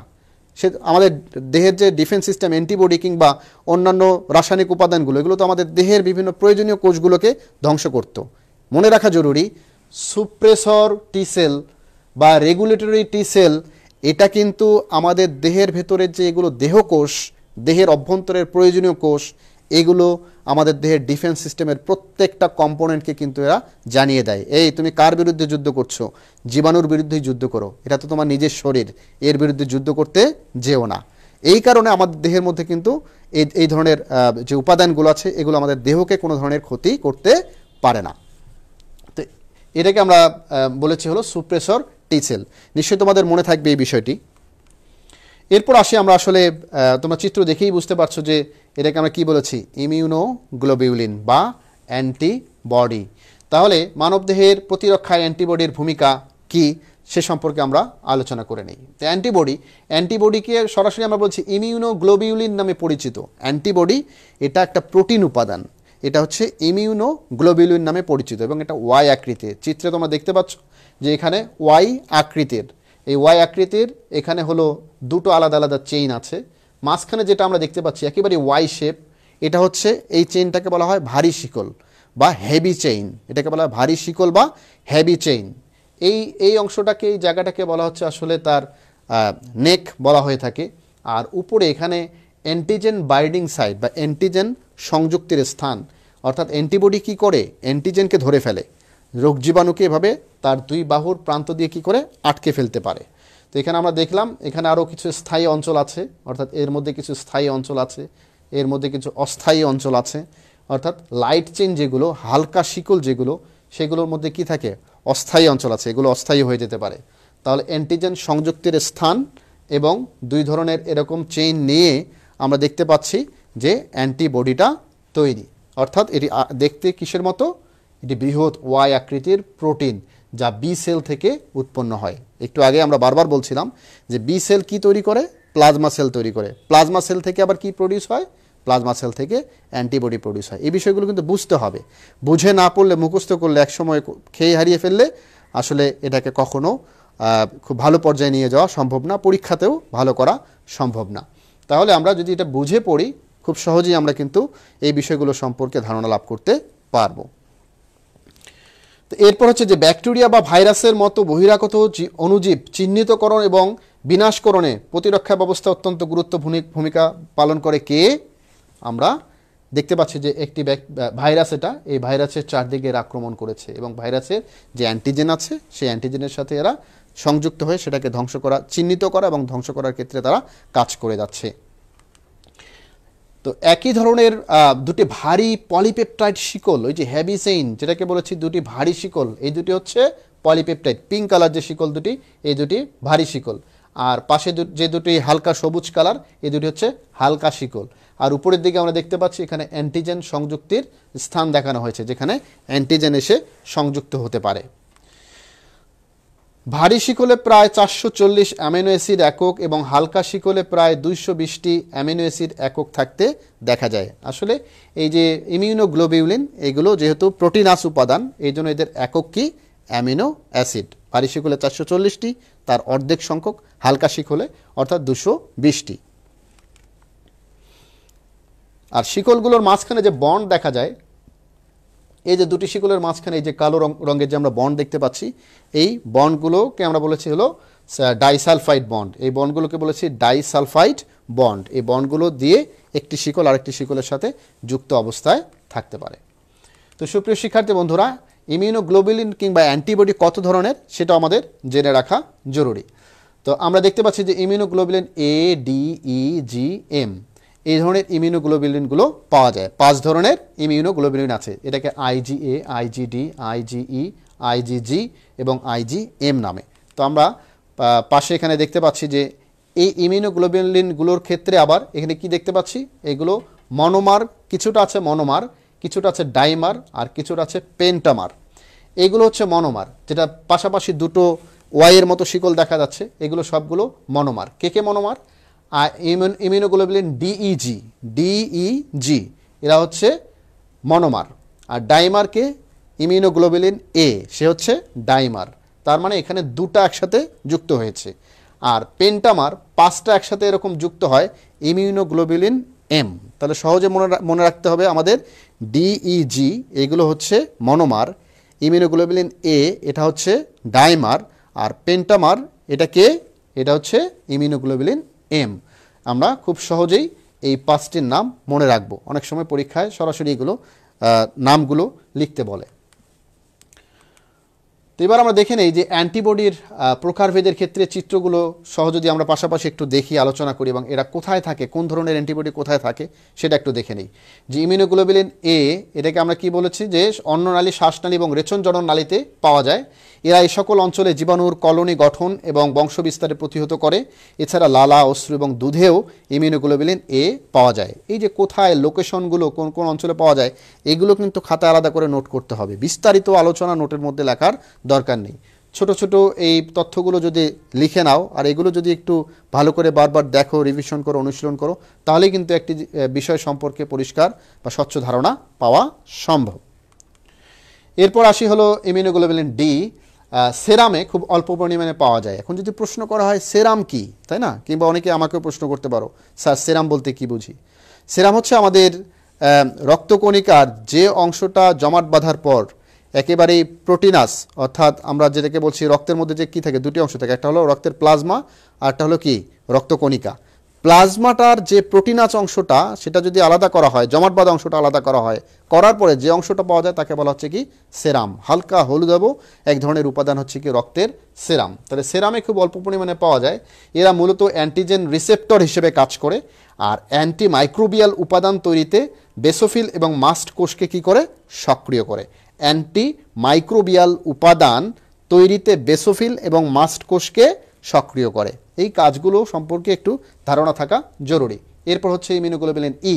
এরা অ্যালার্জির বিরুদ্ধে আবদ্ধকরণ প্রক্রিয়ায় প্রতিরোধ ব্যবস্থা গড়ে তোলে। আমাদের দেহে বিভিন্ন ধরনের অ্যালার্জিক্যাল বিষয় থাকে। মাস্ট এবং বেসোফিলকে হিস্টামিন ক্ষরণের জন্য উদ্দীপ্ত করে। আমরা জানি যে আমরা এই মাস্ট এবং বেসোফিল এগুলো থেকে এক ধরনের রাসায়নিক উপাদান ক্ষরণ হিস্টামিন। এছাড়া কৃমি জাতীয় পরজীবীকে প্রতিহত করে। এই ধরনের অ্যান্টিবডিগুলো আমাদের বডিতে 5 ধরনের অ্যান্টিবডি থাকে, আমরা আলোচনা করছি অ্যান্টিবডিগুলো সম্পর্কে এবং এই পর্যায়ে ইমিউনোগ্লোবুলিন ই নিয়ে আলোচনা করছি, যারা কৃমি জাতীয় পরজীবীকে প্রতিহত করতে পারে। এরপর এরা আক্রমণকারী অণুজীবের বিরুদ্ধে প্রতিরক্ষা ব্যবস্থার বেশিরভাগই নিয়ন্ত্রণ করে থাকে। অমরা ভেদ করে মায়ের দেহ থেকে ভ্রূণের দেহে প্রতিরক্ষা ব্যবস্থা গড়ে তোলে। ইমিউনোগ্লোবুলিন জি। এরপর হচ্ছে ইমিউনোগ্লোবুলিন এম। একমাত্র ওই পেন্টামেয়ারযুক্ত যে অংশটা তাকে বলছে ইমিউনোগ্লোবুলিন। এটি বি সেলের সারফেসে মনোমার হিসেবে উপস্থিত থেকে সেখান থেকে অ্যান্টিজেন আবদ্ধকরণের রিসেপ্টর হিসেবে কাজ করে। তো অ্যান্টিবডির ক্রিয়া কৌশল, কীভাবে একটা অ্যান্টিবডি কাজ করে সেটা আমরা একটু দেখে নেই। এটা হচ্ছে একটি প্রতিরক্ষা কোষ, প্রতিরক্ষা সেল, এটাকে ধরে নেই। তো তার সাথে কি আছে, যে প্রতিরক্ষা কোষের সাথে কে যুক্ত হয়? একটা এখানে প্রতিরক্ষা কোষের একটা রিসেপ্টর থাকে, একটা গ্রাহক থাকে। সেই গ্রাহকের সাথে যুক্ত হয় অ্যান্টিবডি। এবং এটা আমরা দেখতে পাচ্ছি একটি আক্রান্ত কোষ, যে আক্রান্ত কোষের মধ্যে অনেকগুলো অ্যান্টিজেন দেখতে পাওয়া যাচ্ছে। এগুলো ব্যাকটেরিয়া কিংবা অন্যান্য জীব হতে পারে। এই আক্রান্ত কোষের মধ্যে যে অ্যান্টিজেনের সাথে যুক্ত হয় কি আবার অ্যান্টিবডি। তাহলে এই অ্যান্টিবডি যুক্ত হওয়ার পর এই অ্যান্টিজেনগুলোকে কি করে? ধ্বংস করে। ফলে এভাবেই এই কোষটা কি হয়ে যায়? ধ্বংস হয়ে যায়। তাহলে আমাদের দেহের বিভিন্ন প্রতিরক্ষা কোষ, তার মধ্যে রিসেপ্টর থাকে, সেই রিসেপ্টরগুলোর সাথে অ্যান্টিবডি যুক্ত হয়। এই অ্যান্টিবডি আবার অ্যান্টিবডি এবং অ্যান্টিজেন সংযুক্তির যে আমরা ওয়াই আকৃতির শেপ দেখলাম, যেখানে অ্যান্টিজেন সংযুক্তির স্থান, তার সাথে যুক্ত করে অ্যান্টিজেনকে কী করে সংযুক্তকরণ করে, চিহ্নিতকরণ করে, ধ্বংস করে ফেলে। এই প্রক্রিয়ার মাধ্যমে আমাদের দেহের মধ্যে এই কাজটা হয়। তো এখানে কতগুলো ধাপ আছে, ধাপগুলো হচ্ছে কমপ্লিমেন্ট। আবার একটু দেখি আমরা, এখানে কয়েকটা ধাপ দেখতে পাচ্ছি। একটি হচ্ছে কমপ্লিমেন্ট ফিক্সেশন, নিউট্রালাইজেশন এবং অ্যাগ্লুটিনেশন। কমপ্লিমেন্ট কি করবে, ওই যে প্রতিরক্ষা কোষের সাথে কমপ্লিমেন্ট ফিক্সড করবে এবং এখানে যে অ্যান্টিজেনটা আসবে অ্যান্টিজেনকে নিষ্ক্রিয়করণ করবে। অ্যাগ্লুটিনেশন, তার সাথে আবার কি করবে, যুক্ত হয়ে এটাকে ধ্বংস করে ফেলবে। এই তিনটি প্রসেস আবারও মনে রাখি, কিংবা আমরা অ্যারো চিহ্ন দিয়ে খাতায় লিখতে পারি। একটা হচ্ছে কমপ্লিমেন্ট ফিক্সেশন, অ্যান্টিবডির ক্রিয়া কৌশল, কমপ্লিমেন্ট ফিক্সেশন, নিউট্রালাইজেশন এবং অ্যাগ্লুটিনেশন। এই প্রসেসের মাধ্যমে আসলে এই ধরনের অ্যান্টিবডিগুলো বিভিন্ন জীবাণু ধ্বংসের ক্ষেত্রে কাজ করে। তো সুপ্রিয় শিক্ষার্থী, দেহের প্রতিরক্ষা ব্যবস্থায় টিকার ভূমিকা, টিকা ভ্যাকসিন কিভাবে আমাদের দেহের মধ্যে প্রতিরক্ষা ব্যবস্থা তৈরি করে, খুবই মজার বিষয়। চলো আমরা বিষয়টি একটু জেনে নেই। কি এটা দেখে কি মনে হচ্ছে যে এরকম কোনো টিকা আবিষ্কৃত হয়েছে কি না? না, আসলে খুবই দুঃখের বিষয়, পরিতাপের বিষয়, এখনও এই ভাইরাসের কোভিড-19-এর কোনো টিকা আবিষ্কৃত হয়নি। তো যদি আবিষ্কৃত হয় সে প্রত্যাশা আমরা বসে আছি কিন্তু সবাই। তো যাই হোক, টিকা একটি জৈব প্রস্তুত উপাদান যা সুনির্দিষ্ট রোগ জীবাণুর বিরুদ্ধে দেহে একটি উন্নত প্রতিরক্ষামূলক ব্যবস্থা তৈরি করতে পারে। এখন যদি প্রশ্ন করা হয় টিকা কেন দেয়া হয়, টিকা দেয়া হয় এই কারণে যে ছোটোবেলা থেকে তোমরা অনেকেই টিকা গ্রহণ করেছো, বড় হয়েও বিভিন্ন রোগের টিকা নিতে হয়। যেমন হ্যাপাটাইটিস বি এর টিকা অনেকেই বড় হওয়ার পরে যে কোনো সময় নিতে পারে। তো যাই হোক, এই যে টিকাগুলো কেন নিতে হয়, টিকা মানুষ কেন আগে থেকে দেয়? কারণ যে রোগ আমাদেরকে আক্রমণ করবে সেই রোগের জীবাণু দিয়েই কিন্তু টিকা তৈরি করা হয়। তো আমরা হয়তো একটু পরে সেই বিষয়টা নিয়ে আরও বিস্তারিত জানবো। তবে এখানে শুধু জেনে নেই যে টিকাটা তৈরি করা হয় জৈব প্রস্তুত উপাদান যা সুনির্দিষ্ট রোগ জীবাণুর বিরুদ্ধে দেহের মধ্যে একটা ডিফেন্স সিস্টেম তৈরি করবে। টিকা মানে এই নয় সে নিজে গিয়ে রোগ জীবাণুর বিরুদ্ধে কাজ করবে। টিকা মানে হচ্ছে এই রোগ সম্পর্কে বডিকে আগে থেকেই প্রস্তুত করে রাখা, অ্যান্টিবডি প্রডিউস করে সেই রোগ সম্পর্কে বস্তুকে বা সেই রোগ সম্পর্কে আমাদের দেহকে কি করা, প্রস্তুত করে রাখা। সেটা হচ্ছে টিকার কাজ। আবার বলি, টিকা কোনো ওষুধ নয়, ভ্যাকসিন কোনো ওষুধ নয়। ভ্যাকসিন কোনো সরাসরি রোগ জীবাণুর বিরুদ্ধে কাজ করে না। রোগ জীবাণুর বিরুদ্ধে কাজ করার জন্য আমাদের বডিতে ডিফেন্স সিস্টেম তৈরি করে রাখে অ্যান্টিবডি তৈরির মাধ্যমে। তো টিকা কে আবিষ্কার করে, আমরা ফার্স্ট আলোচনার মধ্যে আমরা জেনেছিলাম প্রথম পর্বের মধ্যে গত ক্লাসে যে বিজ্ঞানী এডওয়ার্ড জেনার 1796 উনি আসলে কাউপক্সের যে জীবাণু আছে সেটা দিয়ে মানুষের স্মল পক্স যেটা হয়েছিল চিকেন পক্স, সেই স্মল পক্সের যে টিকা বা অ্যান্টিবডি ছিল সেটা তিনি আবিষ্কার করেন এবং অনেক মানুষের জীবন তিনি তার মাধ্যমে কিন্তু আল্লাহ রাব্বুল আলামিন সেভ করার জন্য আসলে সহায়তা করেছেন। তো আমরা প্রত্যাশা করছি আমাদের সামনে এরকম কোনো একজন আসবেন মানুষ যিনি আসলে এই মুহূর্তে করোনার ক্রান্তিকালে উনি হয়তো আমাদেরকে রক্ষা করার ক্ষেত্রে কাজ করবেন। তো এই জন্যই আসলে জীববিজ্ঞান আজকের দিনে কিন্তু আসলে অন্য কোনো সাবজেক্টকে আমি আসলে লিঙ্ক করছি না, যে আজকের দিনে আসলে যাদের জীববিজ্ঞান সংক্রান্ত জ্ঞান বা অণুজীববিজ্ঞান সংক্রান্ত জ্ঞান যত বেশি ভালো আছে, যত বেশি কনসেপ্ট ক্লিয়ার আছে, তারাই কিন্তু আজকের দিনের এই অবস্থা থেকে আমাদেরকে মানে মুক্তি দিতে পারে। এখানে আসলে কোনো ফিজিশিয়ান, এখানে আসলে কোনো ফিজিক্সের কোনো ব্যক্তি কিংবা রসায়ন সম্পর্কে গবেষণা করেন এমন কোনো ব্যক্তির কাজ নয়। এই মুহূর্তে কাজ হচ্ছে অণুজীববিজ্ঞানীর কাজ, মাইক্রোবায়োলজিস্টদের কাজ। তাদের মাধ্যমে কিন্তু আমরা চাইলে আজ এই পরিত্রাণটুকু পেতে পারি। তো সুপ্রিয় শিক্ষার্থী বন্ধুরা, আবারও বলি যে বায়োলজি হচ্ছে জীবন সঙ্গীন বিজ্ঞান।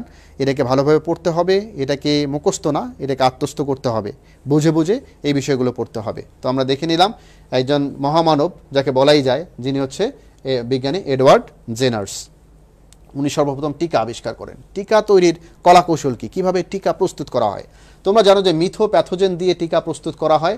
প্রজননে অক্ষম এমন জীবিত প্যাথোজেন ব্যবহার করা হয় যেগুলো স্টেরাইল করা হয়, যারা পরবর্তীতে আর কি করতে পারে না, অন্য কোনো জীবাণু তার থেকে আর প্রডিউস করতে পারে না। খুব কাছাকাছি সম্বন্ধপরতার প্যাথোজেন ব্যবহার করা হয় যা পোষক কোষ দেহের কোনো ক্ষতি করে না। অর্থাৎ এমন অনেক, যেমন কোভিড-19, এটা হয়তো করোনা ভাইরাসের এইটা হয়তো মানবদেহের শ্বাসনালীর জন্য বা অন্যান্য অর্গানগুলোর জন্য খুবই থ্রেটফুল, কিন্তু এই কোভিডের আরও অনেক ধরনের কাছাকাছি সম্বন্ধপরতার অনেকগুলো স্পিসিস থাকতে পারে, যারা হয়তো মানুষের এত ক্ষতি করছে না, অন্য কোনো জীবের এত ক্ষতি করছে না, তাদের দিয়ে হয়তো দেখা যাবে যে একদিন, কিংবা কোভিড থেকে সরাসরি নির্জীব করে, কোভিড-19কে নির্জীব করে হয়তো একদিনের টিকা বানানো সম্ভব হবে।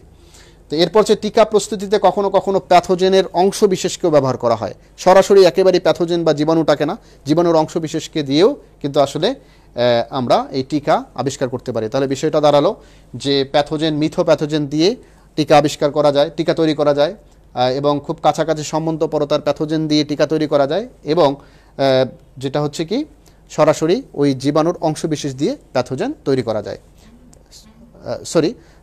জীবাণুর যে অংশ বিশেষ আছে এটা দিয়ে আমরা কি তৈরি করতে পারি? এটা দিয়ে আমরা অ্যান্টিবডি তৈরি করতে পারি। তাহলে আমরা টিকার প্রতিরক্ষা ব্যবস্থা একটু দেখে নেই। এই চিত্রটি যদি খুব ভালোভাবে বুঝতে পারো, তাহলে টিকা এবং আমাদের দেহের মধ্যে টিকা কী ধরনের রেসপন্স তৈরি করে সে বিষয়টা সম্পর্কে কিন্তু একটা ভালো ধারণা তৈরি হবে। সুপ্রিয় শিক্ষার্থী বন্ধুরা, ধরে নেই মানব দেহের মধ্যে কোনো একটি টিকা তৈরি করে রোগ জীবাণু দিয়েই টিকা বানানো হয়। আবারও বলি, জীবাণুর যে অ্যান্টিজেনটা আছে সেটাকে ব্যবহার করেই টিকা তৈরি করা হচ্ছে। তাহলে মানুষের দেহের মধ্যে ধরে নাও যে হাম রুবেলা এর টিকা মানুষের দেহে, MMR, তোমরা জানো যে হাম রুবেলার টিকা বা এই জাতীয় 3টা রোগের ক্ষেত্রে কাজ করে, অথবা BCG টিকা, অথবা হেপাটাইটিস বি এর টিকা, এই ধরনের কোনো একটা টিকা দেহের মধ্যে প্রবেশ করানো হলো আগে। তাহলে এই টিকাটা যখন প্রবেশ করানো হয়, এটাকে আমরা ব্যাকটেরিয়া বলছি। টিকার ভেতর দিয়ে জীবাণু ঢোকালাম, জীবাণু বা ব্যাকটেরিয়া যে অ্যান্টিজেন আছে, এই অ্যান্টিজেনকে সরাসরি বি কোষের কাজ হলো, দেহের মধ্যে যদি কোনো জীবাণু প্রবেশ করে সে প্রহরী, অতন্দ্র প্রহরীর মতো কাজ করে। বি কোষ এসেই বলে হ্যালো, শো ইউর আইডি। তখন জীবাণু হয়তো বুঝে ফেলে যে এটা হচ্ছে বি কোষ। জীবাণু তো আসলে আইডি দেখাতে ব্যর্থ, এটা রূপক অর্থে, গল্পের অর্থে বলছি আমি। তো বি কোষটা কী করে? প্রহরী কিংবা সে সেন্ট্রির মতো কাজ করে। হ্যাঁ, সে কি করে? সর্বপ্রথম তাকে বলে যে হ্যাঁ দাঁড়াও, আমি তোমাকে চেক করব, তুমি কে। তখন বি কোষটা আসলে প্লাজমা কোষ প্রডিউস করে, অনেক প্লাজমা কোষের মাধ্যমে সে অ্যান্টিবডি প্রডিউস করে, বুঝতে পারে যেটা হচ্ছে জীবাণু। তাহলে এর মধ্যে তাহলে সে তখন শেষ পর্যন্ত অনেকগুলো যখন অ্যান্টিবডি প্রডিউস হয়, তখন সে বলে জীবাণুর বিরুদ্ধে আক্রমণ, অর্থাৎ এভাবেই জীবাণুকে ধ্বংস করে ফেলে। আমরা জানি যখন টিকার মাধ্যমে জীবাণু প্রবেশ করলো, তখন অ্যান্টিজেনের সাথে কে? বি লিম্ফোসাইট, সে এসে অ্যান্টিজেনকে কী করে? প্রথমে আইডেন্টিফাই করে, তারপর সে কী করে? নিজে এখানে অনেকগুলো ক্লোন তৈরি করে, তার অনেকগুলো বি কোষের ক্লোন তৈরি করে, বি লিম্ফোসাইট কোষ, মনে রাখতে হবে। ক্লোন তৈরির পর সে নিজে আবার আরও কিছু ক্লোন বানায়, সেগুলোর নাম হয় বি মেমোরি কোষ। বি কোষটা তো যে জীবাণুকে চিনলো, সে কিন্তু এবার তার মেমোরি তৈরি হলো, সে অভিজ্ঞ, সে ওই জীবাণুকে, দেহের ভেতরের প্রবেশিত জীবাণুকে সে চিনতে পারে, সে কিন্তু এবার অভিজ্ঞ। তাহলে এই অভিজ্ঞগুলোকে বলছি আমরা মেমোরি বি কোষ। কিছু বি কোষ আবার কি তৈরি করে? প্লাজমা কোষ তৈরি করে। প্লাজমা কোষের কাজ হলো এরা অ্যান্টিবডি প্রডিউস করা। অ্যান্টিবডি এবং অ্যান্টিজেন সংবন্ধিত হয়ে এই জীবাণুটাকে কি করে? ধ্বংস করে ফেলে। ফলে বাইরে থেকে আগত এমনি তো নিষ্ক্রিয় বা মৃত উপাদান প্যাথোজেন দিয়ে আমরা আসলে অ্যান্টিবডি প্রডিউস করি। তাহলে এই অ্যান্টিবডিগুলো কি হচ্ছে? সরাসরি এই জীবাণুর বিরুদ্ধে কাজ করে। আর মেমোরি বি সেল বডিতে কিন্তু শক্তিশালী একটা অ্যান্টিবডি প্রডিউসের কারখানা হিসেবে থেকে গেল, বা অতন্দ্র প্রহরী হিসেবে, আরও শক্তিশালী যোদ্ধা হিসেবে থেকে গেল। এটা হচ্ছে প্রাইমারি প্রতিক্রিয়া। এবার আমরা টিকার সেকেন্ডারি প্রতিক্রিয়াটা দেখে নেই। আমরা সেকেন্ডারি প্রতিক্রিয়া দেখলাম। এবার আর বাইরে থেকে ইনজেক্ট করে আমরা আর কিছু প্রবেশ করলাম না, এমনি এমনি জীবাণু কারো দেহের ভেতরে প্রবেশ করলো। তো এই জীবাণু যখন প্রবেশ করলো, তখন আগে থেকেই মেমোরি বি সেল সে কিন্তু আগে থেকেই জানে, ও তুমি, হ্যাঁ আমি তো তোমাকে চিনি, অনেক দিন থেকে তোমার জন্য আমি ওয়েট করতেছি, okay I want to fight with you. তো এবার সে কি করলো? সে নিজে সোলজার বাড়িয়ে ফেললো, সৈন্য সংখ্যা বাড়িয়ে ফেললো, মেমোরি বি কোষগুলো অনেক ক্লোন করে সৈন্য বাড়িয়ে ফেললো। একদিকে সে কিছু মেমোরি সেল হিসেবে থেকে গেল, আর একদিকে সে প্লাজমা কোষ নামে আরও কিছু শক্তিশালী সোলজার বানিয়ে ফেললো। প্লাজমা কোষ কী করলো? স্বভাবতই প্লাজমা কোষের কাজ হলো এই অ্যান্টিবডি প্রডিউস করা। তো এই অ্যান্টিবডিগুলো দেহে তৈরি করার মাধ্যমে এই জীবাণুর বিরুদ্ধে দেহের মধ্যে শক্তিশালী একটা প্রতিরোধ ব্যবস্থা তৈরি হয়ে গেল। ফলে এই রোগ জীবাণু যতই মানুষের দেহে প্রবেশ করুক, আর এটা কি করতে পারে না? মানুষের কোনো ক্ষতি করতে পারে না। তাহলে ফার্স্ট স্টেজে, প্রাইমারি ফেজে দেখলাম যে আমরা জীবাণু প্রবেশ করালাম, দেহকে সক্রিয়করণ করে রাখলাম সেই জীবাণুর বিরুদ্ধে কাজ করার জন্য, আর পরে ওই জীবাণুটা যদি প্রবেশ করে সেকেন্ডারি ফেজে দেখলাম, তাহলে মানুষের আর কোনো ক্ষতি হচ্ছে না। এই হচ্ছে টিকা বা ভ্যাকসিনের মূল কাজ। তো আমরা প্রাইমারি প্রতিক্রিয়ায় যে কাজগুলো দেখেছি সেটা চিত্রের মাধ্যমে এখানে দেখতে পাচ্ছি। বি লিম্ফোসাইট ক্লোন করে, প্লাজমা কোষ তৈরি করে, বি মেমোরি কোষ তৈরি হয়, অ্যান্টিবডি প্রডিউস করে। সেকেন্ডারি প্রতিক্রিয়ায় এই বি মেমোরি কোষগুলো আবার প্যাথোজেন বা জীবাণুকে সংবন্ধন করে এবং এগুলোর ক্লোন তৈরি করে এবং প্লাজমা কোষ তৈরি করে আর নিজেও কিছু আবার দেহের মধ্যে থেকে যায়। এভাবে তারা প্রাইমারি এবং সেকেন্ডারি প্রতিক্রিয়া ব্যবস্থা তৈরি করার মাধ্যমে দেহকে একটা শক্তিশালী প্রতিরোধ ব্যবস্থার মাধ্যমে নিয়ে যায়। এই যে এখানে আমরা দেখতে পাচ্ছি বি সেল, বি লিম্ফোসাইট, সে বলছে স্টপ শো আইডি, তার মানে জীবাণুকে প্রবেশের আগে সে কী করে নিজের একটু পাণ্ডিত্য জাহির করে, হ্যাঁ আমি তোমাকে চিনি, দাঁড়াও কে তুমি, তোমার পরিচয় দিয়ে যাও। দেহের মধ্যে যে জীবাণু প্রবেশ করুক তাকে কিন্তু এই বি সেলকে ফেস করতে হয়, ফেস করে দেহের ভিতরে প্রবেশ করতে হয়। কিন্তু করোনা বা কোভিড-19 এই বি সেলকেই কিল করতেছে, অর্থাৎ বি সেলকে দেখলেই যেই তার সামনে যাচ্ছে কোভিড-19 কিংবা এই জাতীয় শক্তিশালী যেগুলো আছে যারা আমাদের ইমিউনো সিস্টেমকেও ধ্বংস করে ফেলতে পারে, এই জীবাণুগুলো বি সেলকে এদেরকেই ধ্বংস করে ফেলতেছে। ফলে আমাদের দেহের মধ্যে আসলে ওই ধরনের অ্যান্টিবডিগুলো প্রডিউস হওয়ার আর ক্ষমতা তৈরি হচ্ছে না। তবে হ্যাঁ, যার দেহের মধ্যে অ্যান্টিবডি তৈরি করার ক্ষমতা অনেক বেশি, যার দেহটা মোটামুটি নিরোগ, যে নিয়ম মেনে চলে, তাদের ক্ষেত্রে কিন্তু এই বি সেলগুলো অনেক বেশি পরিমাণে প্রডিউস হয়, টি লিম্ফোসাইট অনেক বেশি পরিমাণে প্রডিউস হয় এবং তার দেহের মধ্যে যে অন্যান্য কোষগুলো আছে, ইন্টারফেরন, মাস্ট সেল এবং ম্যাক্রোফেজ সেলগুলো, নিউট্রোফিল, এগুলো সবাই মিলে কিন্তু একটা ভালো প্রতিরক্ষা তৈরি করে। তখন কিন্তু জীবাণু নাজেহাল অবস্থার মতো তৈরি হয়। আর এই ধরনের সেলগুলো প্রডিউস করার জন্য আসলে আমাদের বডিকে বুস্ট আপ করতে হয়, আমাদের নিয়মিত ব্যায়াম করতে হয়, পরিমিত আহার গ্রহণ করতে হয়, সুষম খাদ্য গ্রহণ করতে হয় এবং যে খাবারগুলো আসলে আমাদের ইমিউনো সিস্টেমটাকে ভালো রাখে এই কাজগুলো করতে হয়। তো সুপ্রিয় শিক্ষার্থী বন্ধুরা, প্রত্যাশা করছি তোমরা ঘরে থেকে এই মুহূর্তে যেমন এই কাজ পড়াশোনাও যেমন করছো, পাশাপাশি নিজেদেরকে কিন্তু এই অনুশীলনগুলোর মধ্যেও তোমাদেরকে রাখতে হবে। সুপ্রিয় শিক্ষার্থী, এবার আমরা দেখে নেই যে মানবদেহের প্রতিরক্ষা ব্যবস্থায় স্মৃতিকোষের ভূমিকা কি। একটু আগে আমরা মেমোরি বি সেল সম্পর্কে জানলাম। কোত্থেকে বি সেল প্রডিউস হয়? আবারও বলি, বি লিম্ফোসাইটগুলোই বি মেমোরি কোষে প্রডিউস হচ্ছে। আমাদের আজকে একেবারে সময়ের প্রায় শেষ দিকে চলে এসেছি আমরা, তবে আমরা খুব দ্রুত এই কাজটা করে ফেলি। যে স্মৃতিকোষগুলো কি করে, এটা শ্বেত রক্তকণিকা থেকে প্রডিউস হয় এবং আমরা জানি যে মেমোরি টি কোষ, মেমোরি বি কোষ, এগুলো স্মৃতিকোষ। আর মেমোরি টি কোষকে আবার দুভাগে ভাগ করেছি, একটি হচ্ছে কেন্দ্রীয় মেমোরি টি কোষ আর একটা হচ্ছে ইফেক্টর মেমোরি টি কোষ। এই দুই ভাগে এটাকে আমরা ভাগ করেছি। তো কেন্দ্রীয় মেমোরি টি কোষ তারা কি করে, সরাসরি জীবাণুকে শনাক্তকরণ করতে পারে, তার বিরুদ্ধে অ্যান্টিবডি প্রডিউসের ক্ষেত্রে সহায়তা করে থাকে। আর মেমোরি বি কোষ আমরা জানলাম অ্যান্টিজেন, মেমোরি বি কোষ সে প্লাজমা কোষ তৈরি করতে পারে এবং পাশাপাশি এই মেমোরি বি কোষ নিজেও দেহের ভেতরে অতন্দ্র প্রহরী হিসেবে কিন্তু এখানে কাজ করতে পারে। তো আমরা এই বিষয়গুলো সম্পর্কে এতক্ষণ ভালোভাবেই আলোচনা করলাম, ভালোভাবে জানলাম যে মেমোরি টি সেল এবং মেমোরি বি সেল এগুলো কীভাবে আমাদের দেহকে সুরক্ষা করে। তো চলো শিক্ষার্থী বন্ধুরা, আমরা একেবারেই আমাদের আলোচনা শেষ প্রান্তে আছি। তো কিছু মূল্যায়ন দেখে নেই। ম্যাক্রোফেজ কী, এই ধরনের প্রশ্ন পরীক্ষায় আসার উপযোগী। ম্যাক্রোফেজ এবং নিউট্রোফিলের মধ্যে পার্থক্য কী আমরা জানলাম। সেকেন্ড লেয়ার ডিফেন্স সিস্টেমের ক্ষেত্রে ম্যাক্রোফেজ এবং নিউট্রোফিল দুটো আলাদা আলাদা উপাদান, যদিও উভয়ই শ্বেত রক্তকণিকার উপাদান। ম্যাক্রোফেজ তৈরি হয় মনোসাইট থেকে আর নিউট্রোফিল তো নিউট্রোফিলেই। এরপর হচ্ছে এগুলোর পার্থক্য, কীভাবে কাজ করে দেহের প্রতিরক্ষায় ম্যাক্রোফেজের ভূমিকা কী আমরা জানলাম। ম্যাক্রোফেজ ফ্যাগোসাইটোসিস প্রক্রিয়ায় জীবাণু ধ্বংস করে, প্রক্রিয়াটা কী, এবং দেহের প্রতিরক্ষায় ফ্যাগোসাইটোসিস একটি গুরুত্বপূর্ণ প্রক্রিয়া।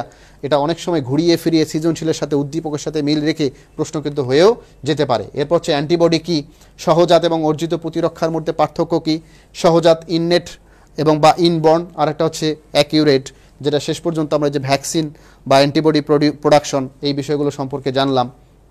অর্জিত প্রতিরক্ষা ব্যবস্থার কৌশল, কিভাবে অর্জিত প্রতিরক্ষা, টিকা তৈরির কৌশলের মাধ্যমে প্রাইমারি সেকেন্ডারি যে বিষয়টা আমরা আলোচনা করলাম তা দিয়ে আমরা কিন্তু এই প্রশ্ন উত্তর করতে পারবো।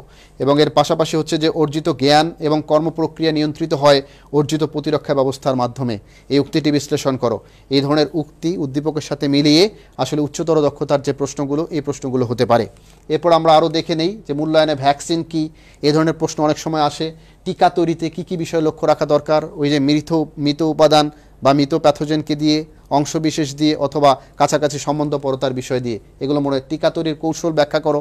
আমরা এটা জানি কীভাবে টিকা তৈরি করতে হয়। প্রতিরক্ষা ব্যবস্থা ভ্যাকসিনের কার্যকারিতা বিশ্লেষণ করো, কীভাবে ভ্যাকসিন দেহে প্রবেশ করানোর পর এই ভ্যাকসিনটা মেমোরি বি সেল, পরবর্তীতে প্লাজমা সেল, পরবর্তীতে অ্যান্টিবডি, এগুলো প্রডিউসের মাধ্যমে কীভাবে দেহকে একটা শক্তিশালী প্রতিরক্ষা তৈরি করে রাখে আগে থেকেই, সেই বিষয়গুলো সম্পর্কে আমরা আলোচনা করেছি। আমরা এগুলোর উত্তর নিশ্চয়ই দিতে পারবো। স্মৃতিকোষ কি, মেমোরি বি সেলকেই স্মৃতিকোষ বলেছি আমরা। স্মৃতিকোষ কত প্রকার? দু প্রকার, একটা হলো লিম্ফোসাইট টি এবং বি, এই দুই ধরনের হতে পারে। মেমোরি টি কোষের কার্যকারিতা সম্পর্কে জেনেছি আমরা, এবং স্মৃতিকোষ প্রতিরক্ষায় এক কার্যকরী দেয়াল, স্মৃতিকোষ প্রতিরক্ষায় এক কার্যকরী দেয়াল, এই ধরনের প্রশ্নগুলো উদ্দীপকের সাথে লিঙ্ক করে উচ্চতর দক্ষতার প্রশ্ন হিসেবে আসতে পারে। এরপর হচ্ছে ম্যাক্রোফেজ আমরা একটা প্রশ্ন দেখি, আমরা একেবারে আমাদের শেষ প্রান্তে, যদি একটু সময় বেশি নিতে হচ্ছে 2-4 মিনিট। শরীফ কিছুদিন পূর্বে হেপাটাইটিস বি এর টিকা গ্রহণ করেছে, কিন্তু হঠাৎ সে চিকেন পক্সে আক্রান্ত। বাবা বলল দুশ্চিন্তার কিছু নেই, এই রোগ কয়েকদিনের মধ্যে সেরে যাবে এবং তোমার কখনোই এই রোগ হবে না। আমরা টিকা সম্পর্কে একটু আগে আলোচনা করলাম, সেখান থেকে আমরা কিন্তু এই প্রশ্নের উত্তর দিতে পারি যে আমরা গ নম্বর প্রশ্নে সরাসরি চলে যাই, যেহেতু উদ্দীপক রিলেটেড। শরীফ কিছুদিন পূর্বে যে উপাদানটি গ্রহণ করেছে তার কারণ ব্যাখ্যা করো। কেন সে হেপাটাইটিস বি নিয়েছে, কারণ সে ভবিষ্যতে হেপাটাইটিস বি দ্বারা যেন আক্রান্ত না হয়, এই বিষয়টা ব্যাখ্যা করতে হবে। আর শরীফের বাবা কেন বলল তার আর এ রোগ কোনোদিনই হবে না? তার কি হয়েছিল? পক্স হয়েছিল, চিকেন পক্স। একবার চিকেন পক্স হলে দেহের মধ্যে মেমোরি বি সেলগুলো অ্যাক্টিভ থাকে, পরবর্তীতে তারা অ্যান্টিবডি প্রডিউস করে রাখে, ফলে আর সেটা ঘটে না, সেটা আর হয় না। তো যাই হোক, আমরা আমাদের ক্লাসের একেবারেই শেষ প্রান্তে, হয়তো আমাদের আর একটা বিষয় আছে। এখানে আমরা দেখতে পাচ্ছি একটা চিত্র। এই চিত্রটার মাধ্যমে কি হচ্ছে?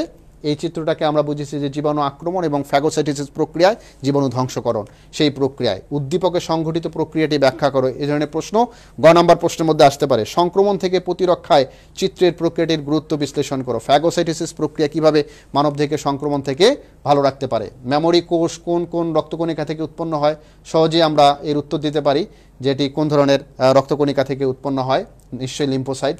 অ্যান্টিবডি তৈরি করে কে? খুব সহজে উত্তর দিতে পারি, প্লাজমা কোষ, সে অ্যান্টিবডি তৈরি করতে পারে। টিকা তৈরিতে ব্যবহার করা হয় মৃত প্যাথোজেন, প্রজননে অক্ষম প্যাথোজেন, প্যাথোজেনের অংশবিশেষ। তিনটাই রাইট, অতএব বহুপদী সমাপ্তি সূচকের ঘ নাম্বার রাইট আনসার। সুপ্রিয় শিক্ষার্থী বন্ধুরা, এক গ্রামে 2 ব্যক্তিকে একই পাগলা কুকুর কামড়ালো।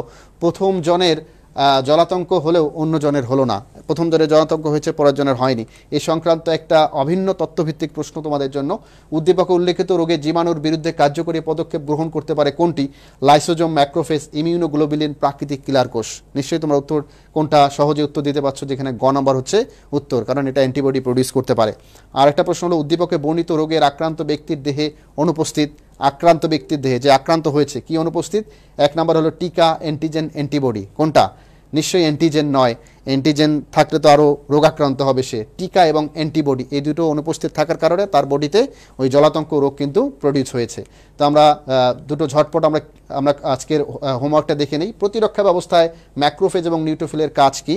তোমরা তোমাদের ভিডিওটা আবার চালিয়ে দেখে প্রয়োজনে এই ক্লাসটাকে আবার রিভিউ করতে পারো। পাশাপাশি দেহের প্রতিরক্ষা ব্যবস্থা অ্যান্টিবডির ভূমিকা বিশ্লেষণ করো। এই দুটো হোমওয়ার্ক তোমরা যথাযথভাবে বাসায় অনুশীলন করবে, প্র্যাকটিস করবে।